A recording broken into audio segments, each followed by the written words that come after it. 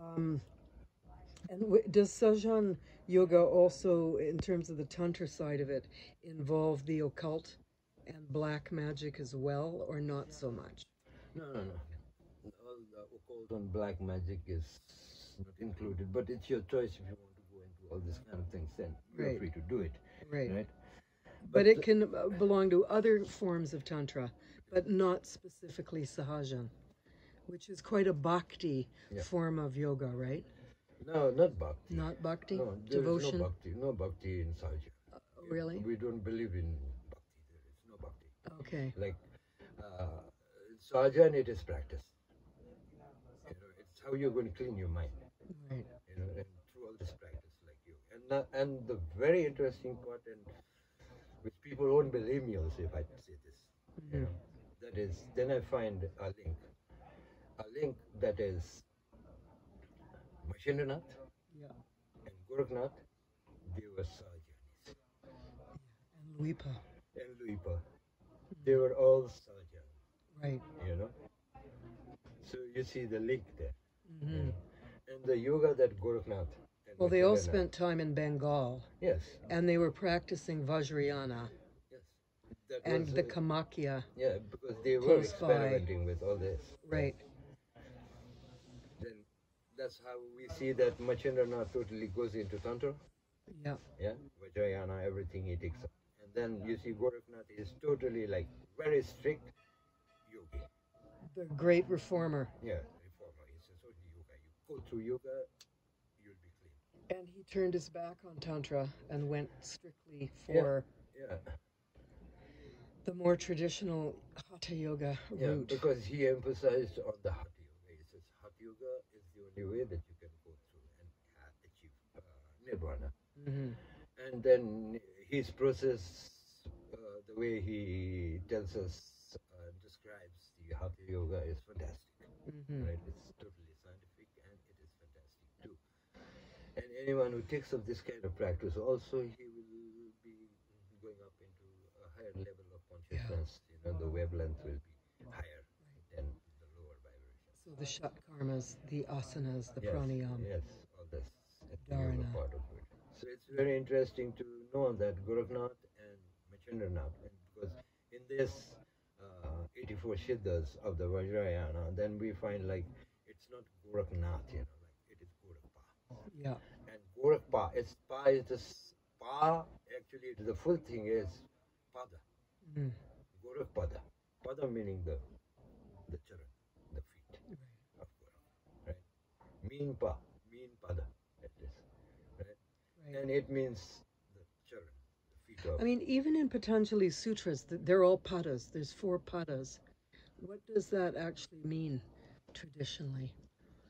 I mean, other than the worshipping of the guru. I think that is just the division of the class, I think. Okay. Just to differentiate this. Right. So, But that's what pa also means. Because, you are confusing yourself with Sanskrit again here. Yeah, right. What I am using is not Sanskrit. Mm-hmm. Okay, this is Pali. Right. Because Pali existed as, I cannot claim, but I can claim also, but I have to give a lot of evidence for that, right? If I claim something. But my point of view is like, Pali was the international language. Right. Like now we see English is the international language, right? Everybody speaks English because of the influence of the English people. In Asia. Yeah, colonization. Right. This language sprung up. Right. But before this, what was the international language? Let me put that question. Which language was internationally spoken? Well, people didn't travel around as much. Maybe they just had their own dialects. No. People had their dialects. You're right. But what I am emphasizing is that is Buddhism spread and was recorded in Pali. You see, it spread so wide and far, and they took their language, that was Pali. Mm-hmm. You see? Yeah. So it's Prakrit Pali that was spoken and then written later on. Yeah. And because all the Tripitakas, right, in the Tripitaka, right, you can see all the teachings, right, they are recorded there. But before recording this, right, it was all minds of the victors. They memorized everything, Yeah. you know, and they had it in their mind, Right. you know. And when the writing started, Yeah. then they started writing. Right. Yeah. Before that, there was no writing, so they had to put it in their mind. Memory. Absolutely. Yeah, so everything was then taken out. People lost their memory. It diminished once they started writing. Yes, and yes. relying Yes, on relying on more the on script the written and- script right. and not on the memory. you Right. know. Yeah. So that's why we have a less memory power nowadays. But at that And time, was it Ramnath Tagore also a Sahaj yogi? No. Not at all. No. Okay. he was a tantric. Right. And a knot. Yeah, and not and a tantric. Yeah. Right. So that was what he practiced. Right. All the forms of tantra and mostly black magic. Right. Like he could do like that and make You- things appear and disappear. Right. You know. So that was actually just magic. Nothing more than black magic. Yeah. So this is interesting also to know, right? And then the manipulation, you know, how it has been manipulated because people today have different beliefs because what they read, they believe in it, right? So it Yeah. has been really modified, you know, many things by the Sanskrit people, that is the Brahmins who came to India as Aryans, and then from that they have been modifying things and also translating them also, and then Misrepresenting them. yes, totally into their structure. You know, you can see how they have modified everything. Like I'll give you one very simple example. Okay, this simple mantra. This is a Buddhist mantra. Everyone knows about it. It's a universal mantra, right? That is. And when we speak it in the way people usually speak, which has been like the thing, you know, and how they say this mantra is like Buddham Saranam Gacchami, Dhammam Saranam Gacchami, Sangam Saranam Gacchami. This is the universal recitation, Taking the refuge in the Buddha. pronunciation, Yeah. the sound of this particular mantra, right? Yeah. But this is what has been changed, you know, from the Prakrit Pali to Sanskrit. So Sanskritization of, you know, this thing has taken place also. But if we look at the same mantra in Pali, then the pronunciation and the vibration totally changes. You know. And in Pali, let me recite that. In Pali, it's like, you know, Buddham Saranam Gacchami, Dhammam Saranam Gacchami, Sangam Saranam Gacchami.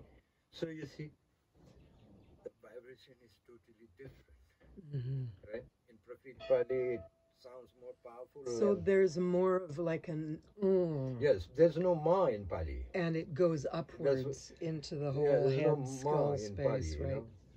The ma sound is not there, but in Pali it's sound, Right. so it's coming most of the time. Right. In Pali language it sounds like. And Pali is very much similar to Bengali language, the Indian Bengali language. You know, there are many words in Bengali language that is very much like. But like those other words like Sangam, Saranam. Yeah, mom, they're Are using they Sanskrit. so that's the same in even the Pali would use those Yes, words? because they're using the same Right. Sanskrit form, you know. Okay. Yeah, Buddham Right. coming out. But in Pali, it's pronounced in a different way. Right. Buddham is Right. you know, it doesn't go down. So what's your point with this difference in sound and energy? Like how is that It changes the affected? How does vibration. it change everything? Changes the vibration. Vibration, right? Like in music. So everything that's being chanted in Sanskrit, the vibration is changed. It changed them. I mean, particularly the Buddhist mantras. Right. Because now the pronunciation All of the the mantra mantras. has changed into Sanskrit pronunciation. So you think that it I would mean, have rendered them less powerful than in the original form, Yes. which is partly how the whole Buddhist empire went into Right. decline. Yeah. That's right. So this is one thing, you know, like we need to understand this because the difference in the sound structure makes the difference in the vibration, like in music, right? Like in music we say sa, like in English, the Western language, it's do. Right. This has one vibration, right? Then if I say fa, now fa is different vibration. Yeah. You see, now do, fa, look at that difference. Yeah. Right? Sa, ga, ma. You know, the vibration is there differently. Yeah, and then of course, you know, I mean, if we're talking about the subtle energy body and the chakras and the number of petals on each chakra and the Bij mantra, I mean, do you believe in that? Because apparently the sound, the specific sound of the Bij mantra activates the chakras. Yeah, that's true. Because the sound, the mantra that is provided for the chakras to, Whether it's in Sanskrit or not. yeah, because they are all in Sanskrit. Mm-hmm. You see, the pronunciation that is in Sanskrit. And then if we need to do research for that and look for the original one, how did it come into Sanskrit, from where it came, you know? Yeah. Then you will find the source. And once you know the source, then you can see the difference. But until you find the source, right? So it's all there, you know. So, so the practice has been a little bit, you know, modified by the invasion of the Sanskrit into this original structured language, you know. So that's been going on also, and there is nobody to stop this. And there is still going on the translations of the Buddhist texts into Sanskrit texts and so on. Okay, take a break.